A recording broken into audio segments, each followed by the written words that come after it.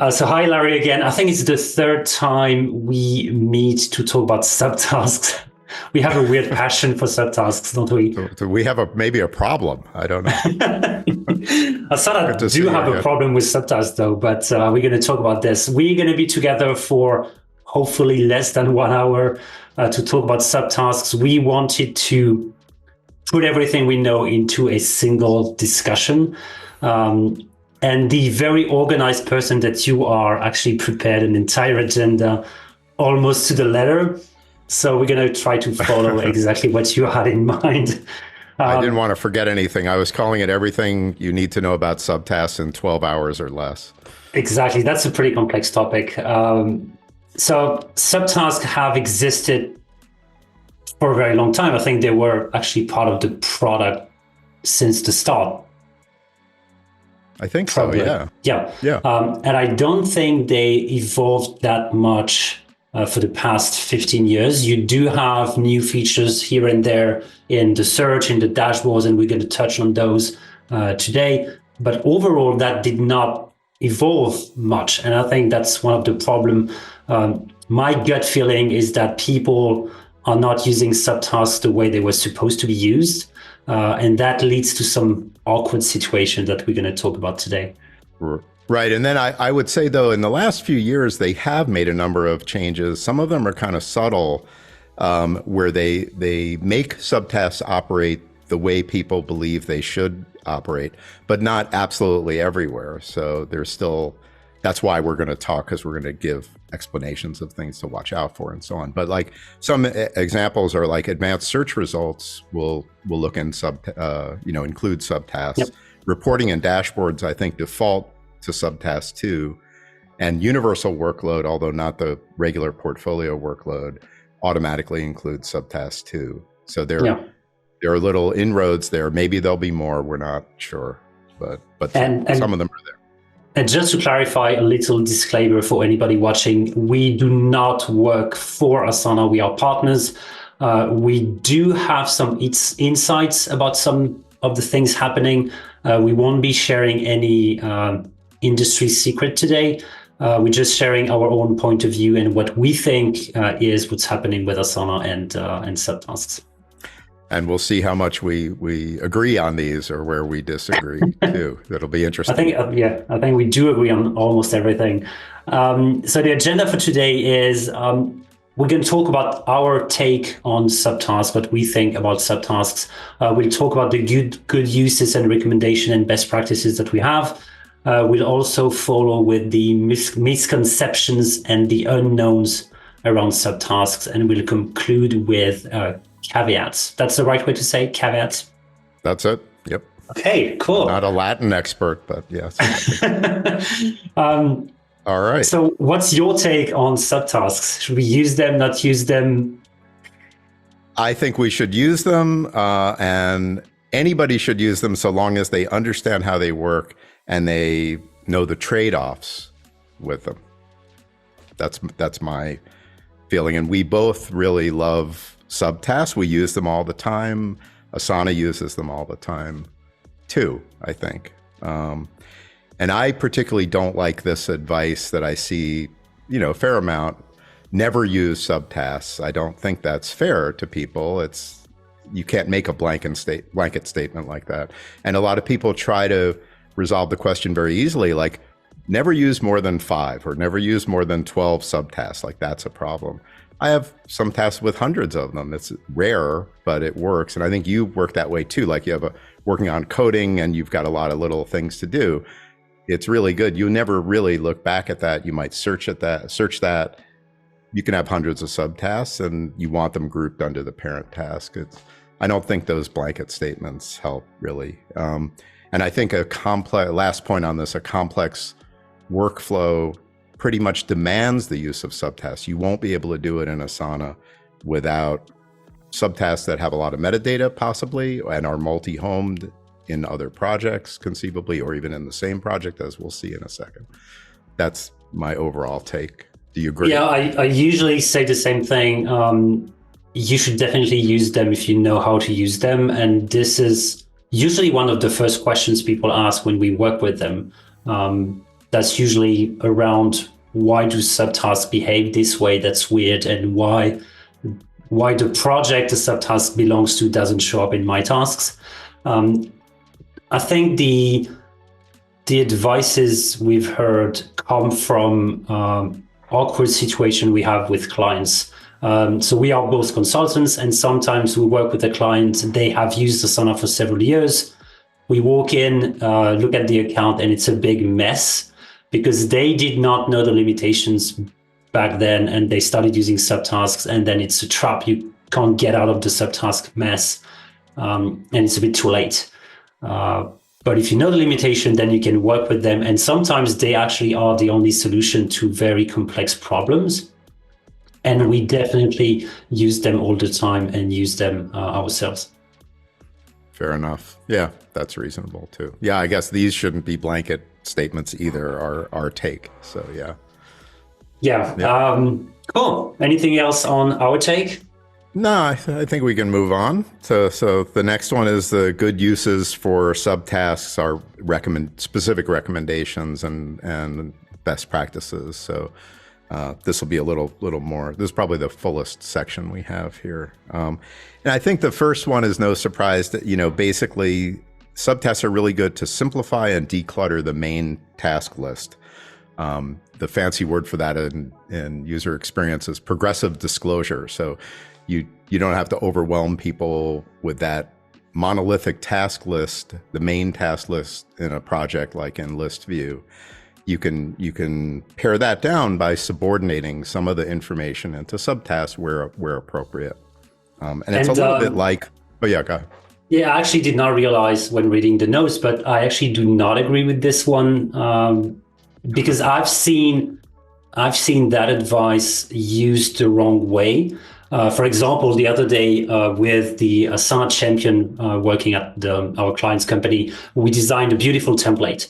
And then that person handed over the template to a team, and people said, yeah, there's a bit too many tasks. We're going to put everything into subtasks. So they ended up with like 5 milestones, and all the tasks went into subtasks. And to me, it breaks my heart because you basically hide you do hide the complexity in the subtask, but you also make it way harder to see an overview of the progress. You don't see anything being overdue, and it becomes way harder to work with. So I do agree with you that small sub-steps could be placed into subtasks, but you shouldn't hide away the work. You shouldn't put the work under the carpet by using subtasks. And it's actually, in my opinion, it's actually okay to have a very long project, especially when the project gets smaller and smaller as you move forward. If you hide completed work, it just gets smaller. You can also use sections. You can close them. You can filter. You can sort. There's a lot of ways to cut through that complexity. And hiding into subtasks is not always the right approach. I think I agree. I think it depends on each use case. We'd have to look and see. And I bet we would agree more than we disagree if we actually looked at a concrete example. But the next point, which is similar to this one, is probably one we'll really agree on, and one you kind of moved into a little bit, which is subtasks are good to break down a task into its component parts like a checklist. So certainly if those things are not really salient or critical to be at the top task list, those are okay to put into subtasks. Those are really providing that progressive disclosure, the information hiding, the clarity of the view. But where you draw the line, that depends. And usually requires you to have a big picture of the entire system. For example, I know that Asana internally has a roadmap project where each task is actually an element of the roadmap. And I know that they have a lot of stuff stored into the subtasks, including things related to the community. So every announcement made on the forum is actually a subtask of that main task. So basically the subtask is a subtask, but it's also a task in another different world. And that makes it quite okay because the subtask actually becomes a task elsewhere. And you see that subtask as a top level task in a different project. That's the multi-homing you actually touched on. Yeah, and that's the next point, which is that those subtasks. So it's really a question of how broad is the information. So if you're talking about Asana's roadmap, that's incredibly broad. You're going to need to subordinate more information, or you'd be overwhelmed. But if it's just a simple project to like produce an event, not so simple, but simpler, then you would do what you were saying before. Most of that information could exist as parent tasks or top level tasks, not subtasks. But the Asana roadmap, so much information that needs to subordinate some of it into subtasks. But what people don't realize, that's maybe we would talk in the unknowns or misconceptions. The subtask, like you're saying, can exist as a parent task in the project to which it's been made a member of. When you do add project, which you can do for a subtask, just like you can for a task. So that's a top level task now. So it's existing both as a top level task in one project and then a subtask in another. And that's the roadmap. That's how it'll work for all the different departments and, cross department workflows basically work that way. So you can assign and home or multi-home a subtask to multiple projects. Yeah. So that's a best practice if you need it. If it's complex, if you don't need it, you don't need it.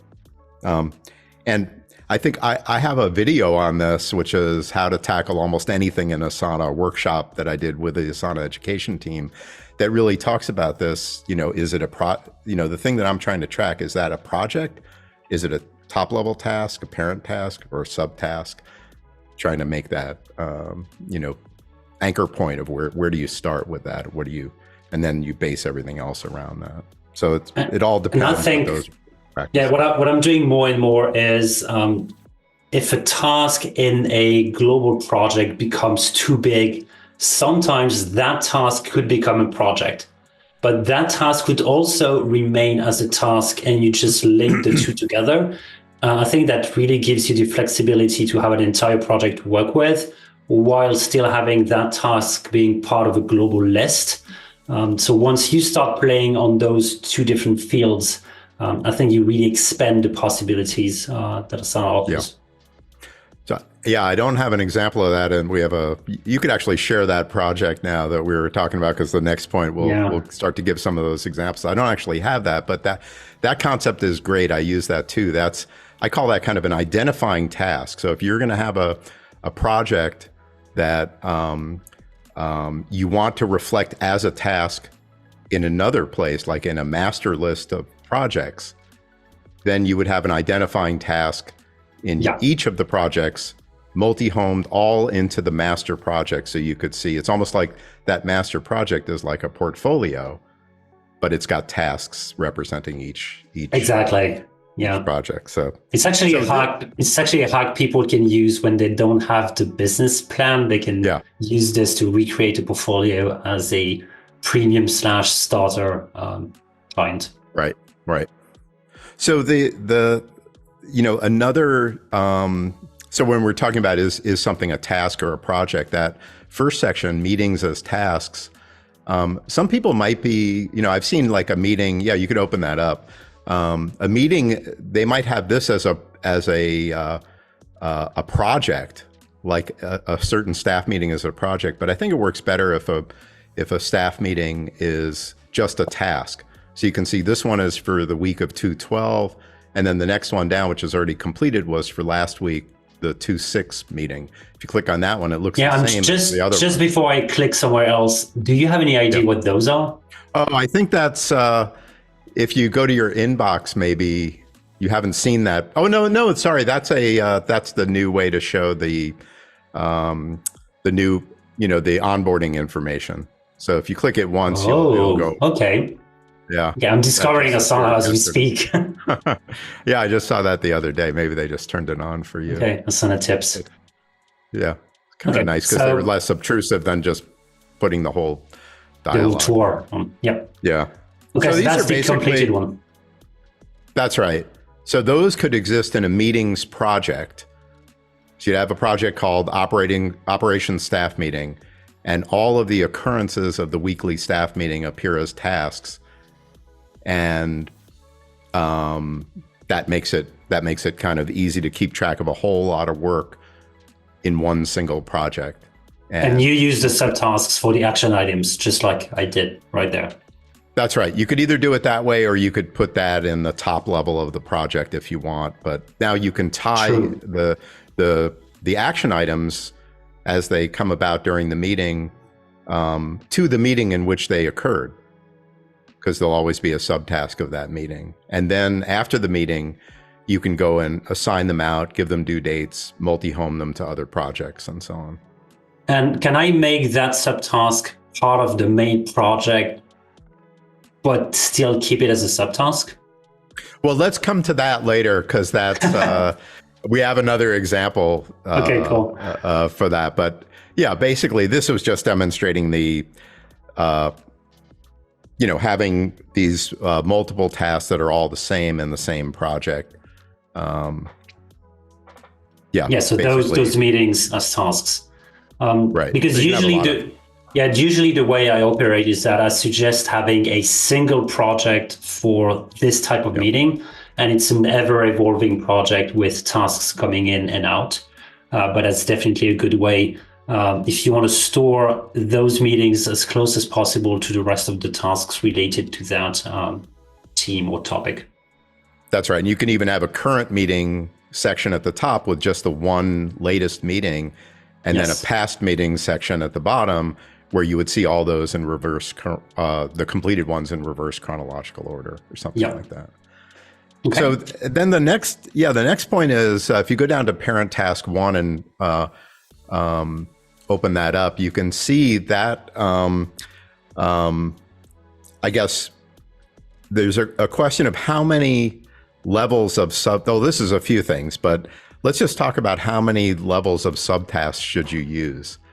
So if you were to, so we don't have this list view sorted. Yep. So if you click the expand collapse on parent task 1. This one works. Yep.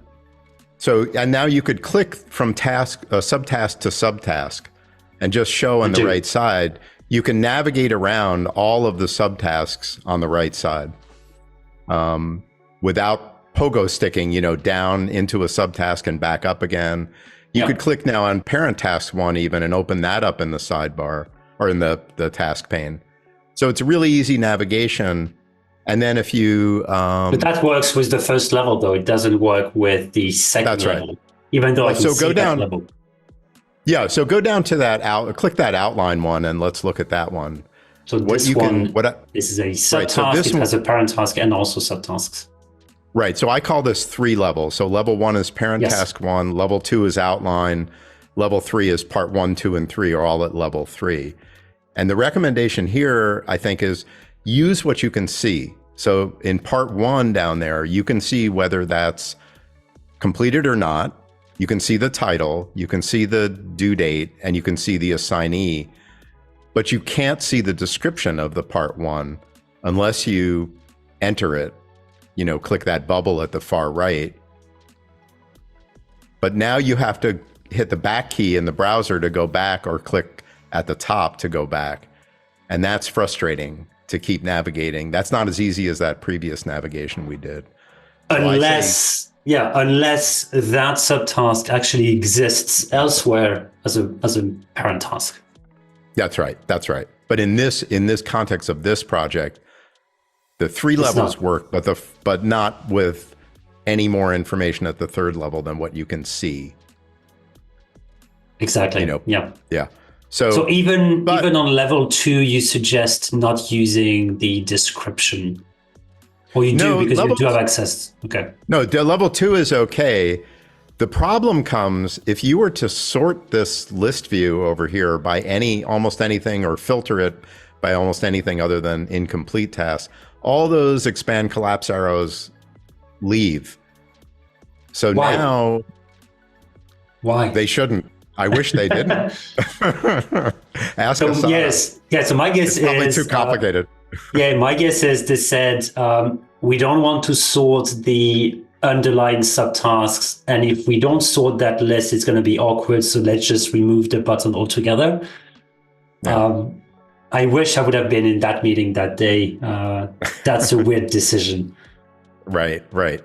So when you're in this, if you know you're going to make this project sorted, if you know you can't have it the way we saw it a minute ago, you really can't use 3 levels anymore. You can only use 2 levels because, see, you can't get to the 3rd level, the part 1 and the part 2 easily. Part 1, part 2, part 3. So then if you have a sort or a filter that removes the expand collapse arrows, the best practice is only use 2 levels of subtasks, with the 2nd level being what you can see: the completion mark, the title, the due date, and the assignee. That's all you can see, what we're seeing in the subtasks here on this screen. Exactly. And just a reminder that you can actually assign those right away from here directly. And if you want to open a subtask, it's always the same thing. You click the bubble to open it. Yep. And so let's move on, but we'll come back to some of these themes in terms of the caveats and so on. But the next one is, if you go to that report X grouping parent task. So this is another use for subtasks, a little more subtle. Let's say you have, writing section 1 of this report, and 2 and 3 and 4. Those are major tasks that you need to keep track of, but you want to group them all under the report X, so you can sort of see them all at once, maybe, or put somebody in charge of all of them. So what we're doing is we have these subtasks existing as subtasks of this report X parent task. But if you click into one of those, I guess remove that sort, that'll make it easier. Oh yeah. And now expand it there. You can see it nicely there. And now navigate to section 1, which you can do easily because you've got it there. And you can see that this is, we want this to exist as a parent task like you were describing before. This is the example of that. Back in this project, or it could be in another project, or it can be in both. But see where it says projects, it's in this project in hidden subtasks. So open up that hidden subtask at the bottom, and there they are. So they're shown, the subtask name is shown for section 1, and the parent task with the arrow pointing at the subtask, that's the name of the parent task. So you usually will see a subtask with its parent task name, which is really good contextual information. So I see a lot of clients will have, they'll have a topic like, approved draft, and you'll have no idea what it's referring to. That's the title of the task. But if it's a subtask and the parent task has a good name, like approved draft of report X, then you know what it's talking about. So, even if you can't see the project that this subtask belongs to, because the subtasks are not automatically belonging to a project, you will always see the parent task relationship, to it. And that can provide good contextual information. So, but if you're assigned, things. If you're assigned on this one, you do see the parent task in the task pane. So can you touch on the benefit of multi-homing the subtask into the same project? For example, workload and automation and. Yeah, the main benefit is that what you were saying before is you may not want to subordinate that subtask. You want to see it at the top level, move it into a certain, maybe not a hidden section, some other section. That can definitely do that. Go here. Yeah, that's right. And then it's useful if you want to do 2 things at once. You want it to be a top level task, and you want it to be a subtask, and maybe 3 things at once. You also want it, like that roadmap example, you want it to be a top level task in another project. So those are all reasons to use it. You could also do the other way around, I guess. You could have all the subtasks there. You can hide the parent task, and that basically give you some kind of a second level of section without having the need to create a section. Exactly. That's subtle but really valuable, because those sections, they're hard to ever remove. You can collapse them, but you really can't remove them because they provide contextual information about where the task is. Like, it's very meaningful that if your report X is a real section, then if you get tired, if you're done with report X, you can't actually delete the section. You could delete the section from the project, but you'll never know that those tasks are related to report X anymore. Yeah. Sections didn't used to work that way a long time ago, but they have for quite a while. So this provides the grouping without, you can mark a task complete and it will hide completely. And you don't have that problem of, I really want to delete this section, but I can't delete this section because I'll lose information. You can drag it down to the bottom and collapse it, but that's the best you can do. For the young people in the audience, we are old, and a long time ago, sections were actually tasks. And when you typed semicolon, is that the word? Semicolon, that task would turn into a section. It was kind of awesome, and it hasn't been like this for a long time. Right. Yeah, colon actually, colon, which is kind of what you think of. So like this, like section, colon, and that was turning the task into a section. Yeah, it was very dramatic. It would boldface and get bigger, and you could just take it away and add it. It was very fast, kind of like I think some tools work still, but it was probably untenable for the long term. And I think they also changed the data model, and the sections are not special tasks anymore. They are completely different. That's why you can't have anything attached to sections anymore. You can't assign them. You can't have a description or anything on them. It's a completely different data model. Yeah. So let's move on to, if down at the bottom of that one, there's you could leave that open, expanded there. There's approval section. So let's talk about approvals a little bit. You can see down at the bottom, you could click over that. Let me open that. No, you can do it from that side too. You can decide there, instead of just marking complete, you have the choices of what you want to do with the task. So those tend to work really well as subtasks. Approval type tasks work well as subtasks. They don't work well as parent tasks, and people get confused. The approval is very, very specific. It's not about the work, like, writing the report or something. It's just about an approval, very narrowly defined as that. So they work well as subtasks because you can have multiple reviewers or repeated reviews, like it could fail the first review and then add another review, second review, and then you can keep track of all the reviews and all the different people who are doing the approvals. It works well as a subtask because that's just narrowly talking about the approval, and the work stays in the parent task. And, exactly. And the parent task doesn't disappear if you filter out the completed work, because people do not always realize, but whatever decision you make when approving or rejecting, this is considered as a completion of the task. So if you look at dashboards, if you look at filters, that's going to be seen as being completed. That's why it's always better to use as a subtask. But what do you do with the main task while you wait for the approval? What's your suggestion on this? Just leave it there until it's done, I guess. But I guess maybe you're getting at the fact that these subtask approval type tasks don't really work well with automation. So if you're using automation, I think the recommendation would be you're going to need another approach, maybe even a drop-down, a single select custom field drop-down with your own approval steps, but they have to be hard-coded into that. Actually, something that I use quite often is the dependencies. For example, in that case, if I'm assigned on the main task, what I would do is, so you would be the one, actually Jamie would be reviewing. I would get the link of the task, copy task link. I would come in the parent task. I would make it dependent on the subtask.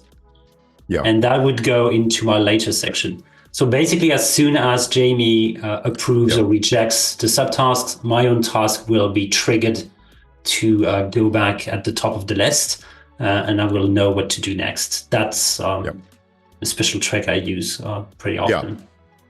I just wanted to emphasize the fact that you could be dependent on a subtask. It does happen, and it does make sense sometimes. That's the case here. That's right.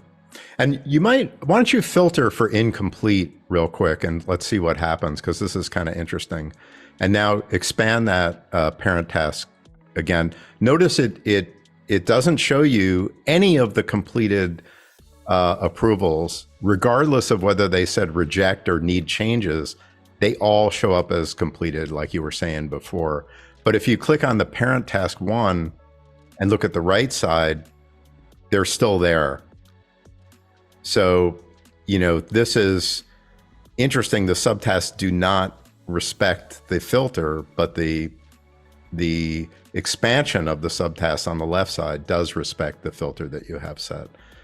So and you can always get the history of those approval type tasks if they're subtasks. And actually, I'd like to point out that this works for completion, but only because the parent task was not filtered out.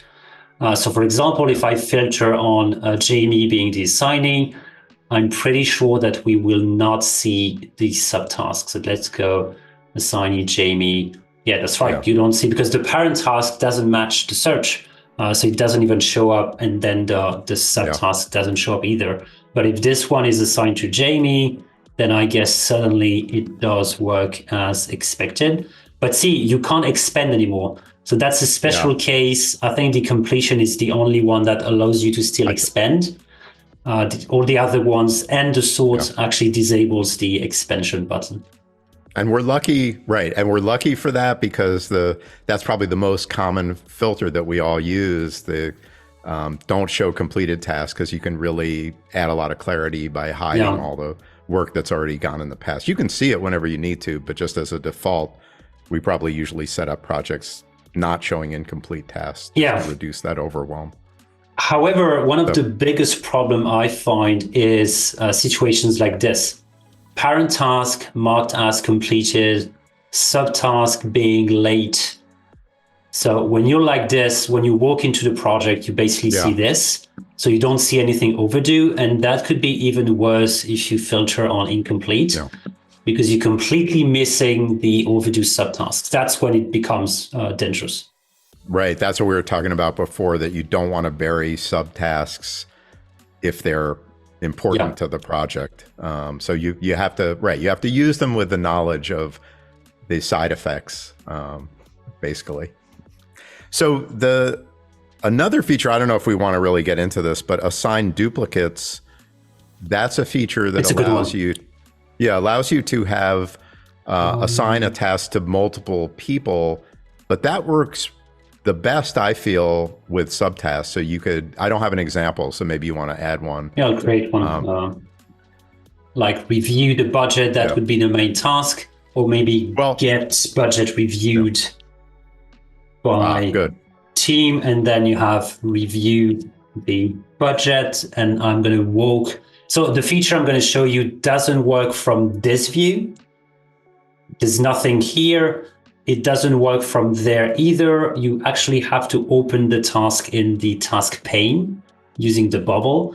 And that's when you get access to this special button, assign to multiple people. What's amazing with this one is that you can actually type a team's name as well to really assign to all your team members at once. I don't have any teams now. You could type, I don't know. Oh, right. You're not going to. No, I'm not a member of Teams. But if I was. Type our name. You could type our names in there, I guess. So Larry, you here, I'm here, and we have Jamie as well. When you do that, make sure that everything's ready.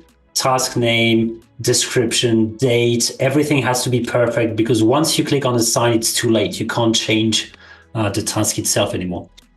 I click on assign, I can see things happening, and it might be confusing because nothing is actually happening right there on the screen, because you have to go back up into the parent task, and that's where the magic happens. One duplicate of this task was made, and we are all assigned on each one. And just to be super clear, those subtasks are not related to the original one anymore in any way. It's a perfect copy. It's not going to stay in sync. It's completely unlinked from the original task. Yeah, and you could usually delete that first one. Yes. You don't really need it.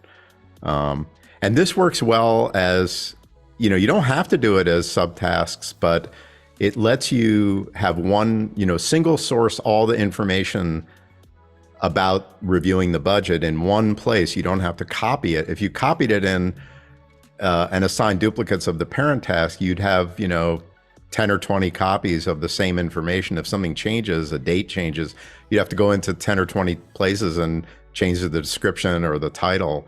Here, it's a little more confusing because the people who are assigned at the subtask level need to pop up to the parent to see what the task is. But I think it works better that way because there's less duplication of the same information. I agree. Sometimes you do need to see the progress, the overall progress from the main list. But using the subtasks is it's quite a good use case. Yeah, and then you could expand the parent task and see all at once too. Yeah. So yeah, and the last item in this best practices section is we talked about already is that when you view the subtask title, it's going to show the parent task with the arrow to it, like under Report X, Section 2. So that can be useful when you look in other views like Calendar View or something.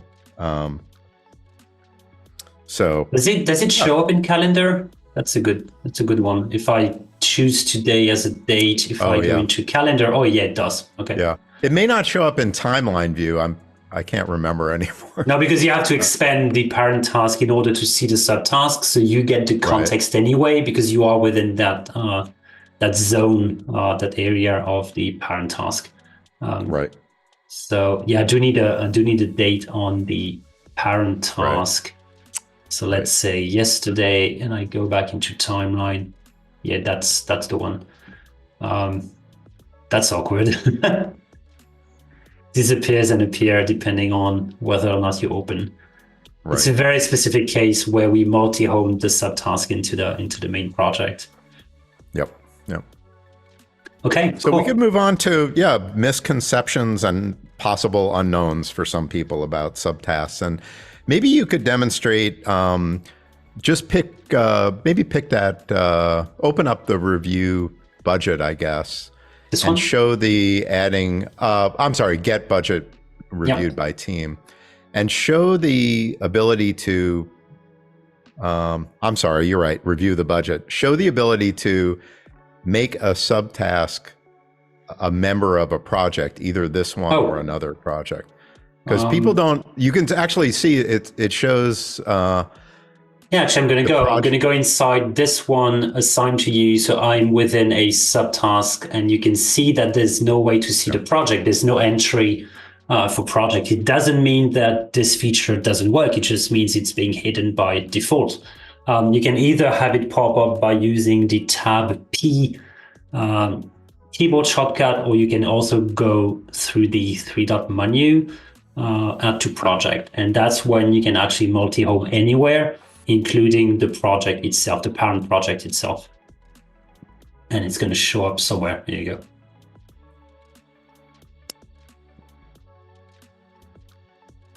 And that's actually the same thing regarding the fields. If I go into a subtask, you can see the show inherited fields. That's actually a reference to the custom fields at the project level. They do not show up automatically on a subtask, but that subtask actually has the ability to have values for those fields, but you do need to click that button to see them appear right away. And actually that could be one of the use cases where you want to multi-home that subtask purposefully, because you want those fields to show up right away and not have to expand this part. Excellent. Yeah, so that's it's actually kind of awkward as well. Like you have show and hide, and I'm stuck in the matrix. Why do I have two buttons? Maybe those are the ones in Jamie My Tasks view.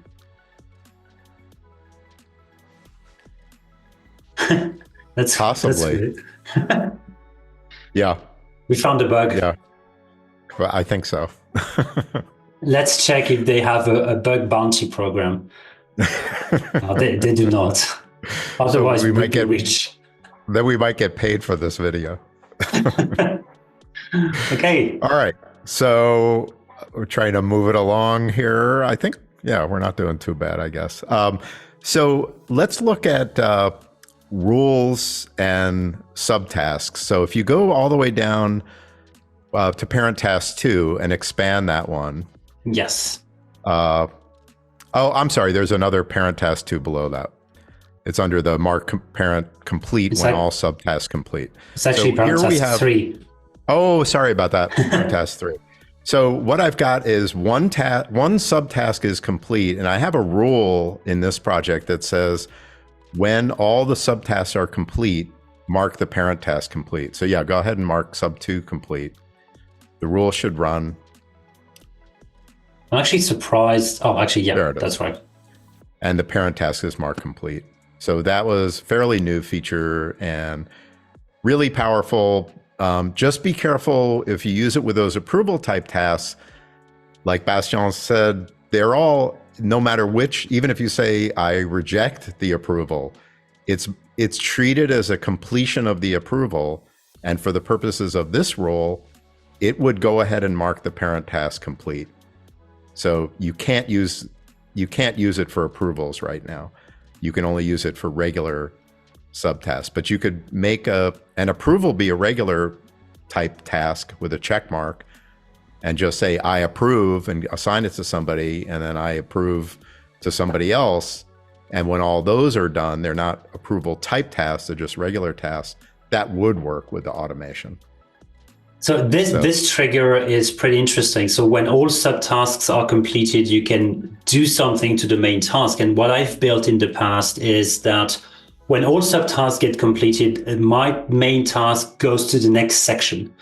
Then another rule will add new subtasks for things to do. When those new things are done, it triggers again. I can move that parent task into another section that adds other subtasks as well.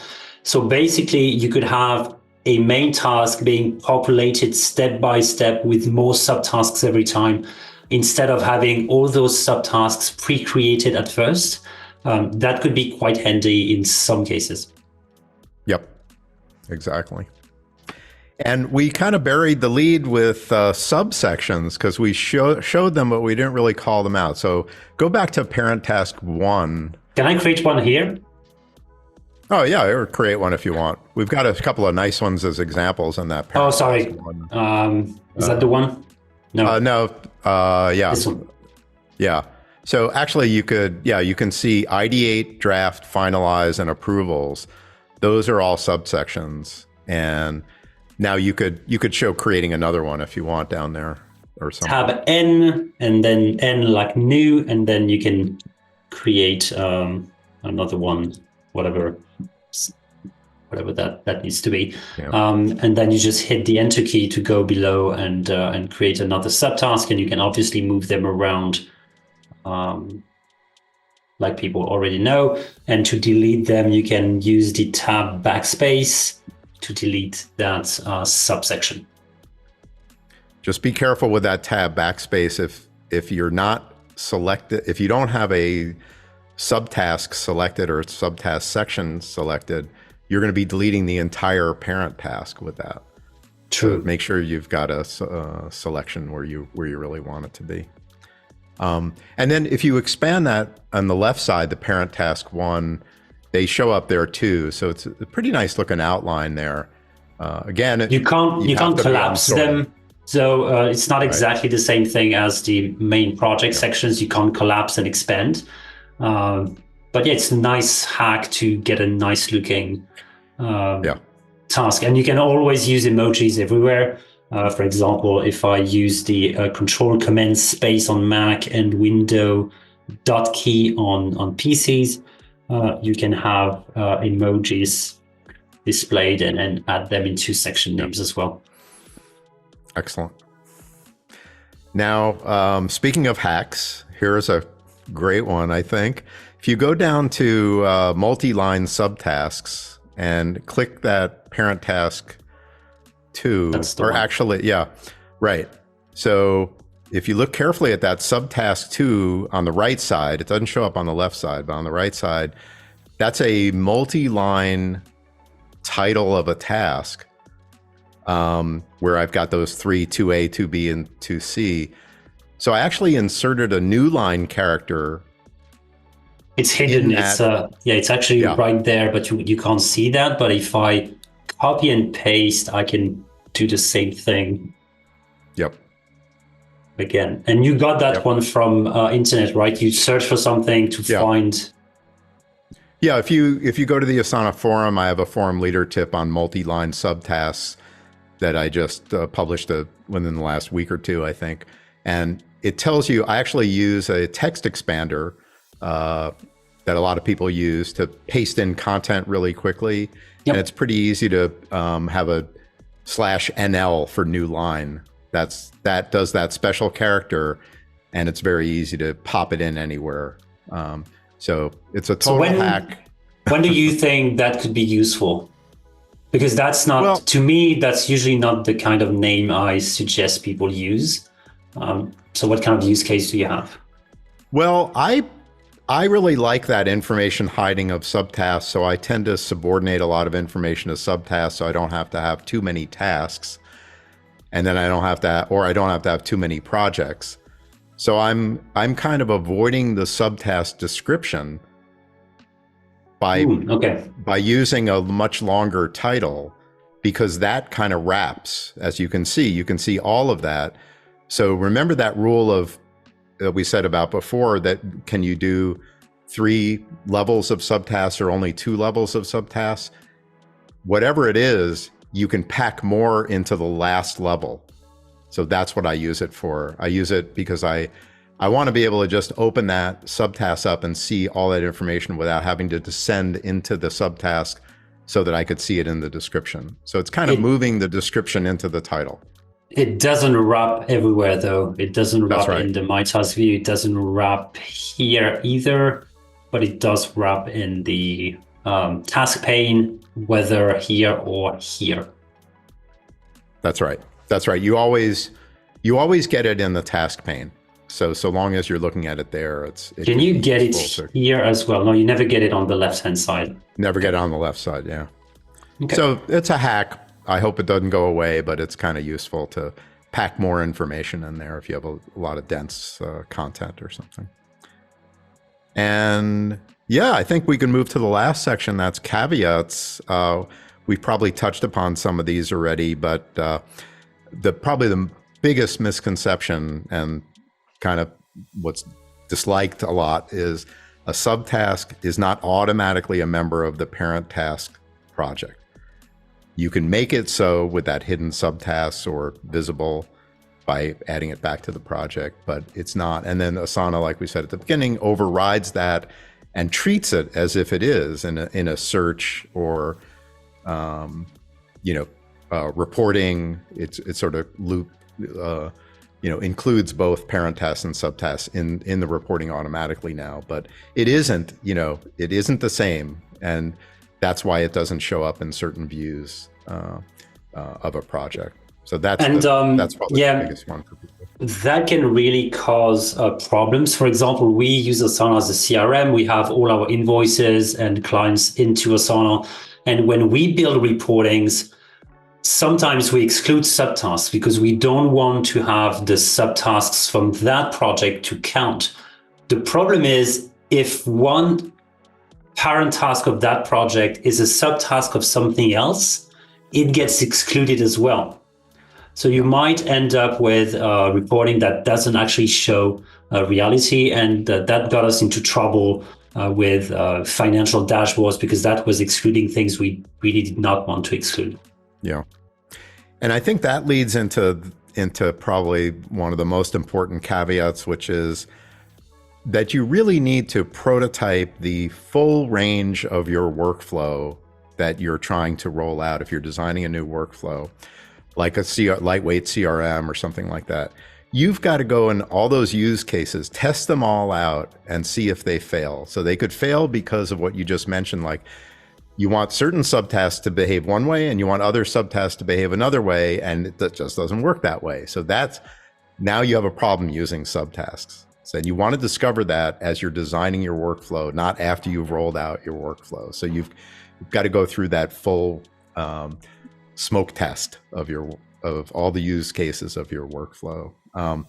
And that's probably my biggest suggestion to people if you're going to be using subtasks. And if you're not willing to do that, then maybe you should lessen your use of subtasks. But you can't test for a scenario you don't even know exists. Right. That's why you have to be clairvoyant and think of all the future potential. Or you can hire people like us, because we know. That's right. We've had problems often enough. Fortunately, we've run into all the problems and made all the mistakes over the last, 5 years or whatever. We have. So as a conclusion, can we say that subtasks are really powerful, but you just need to be careful with them? Yeah. Is that a good conclusion? I think so. A couple other really quick things is like regarding AI, a caveat. We don't really know yet where subtasks are going to fit in. I think we've seen evidence that they are used in at least in some cases, but I think that remains to be seen. So we'll have to leave that as an open question. And I think also we didn't mention that a lot of people really request a feature that they want to be able to sort subtasks. You have to do that manually. There's no way to automatically do that in a parent task, the list of subtasks. And especially like you and I use subtasks with a lot of little things to remember to do, and now they're no longer important, but we want to see the next things. We actually both just drag it into, like, we might make a done subsection and we drag it down there. It's a little extra work, but it keeps it orderly and allows us to benefit from all that, but there's no automation in there. I think we've covered all the other subtasks, caveats along the way with subtasks. So we finished in less than 12 hours. So I'm pleased.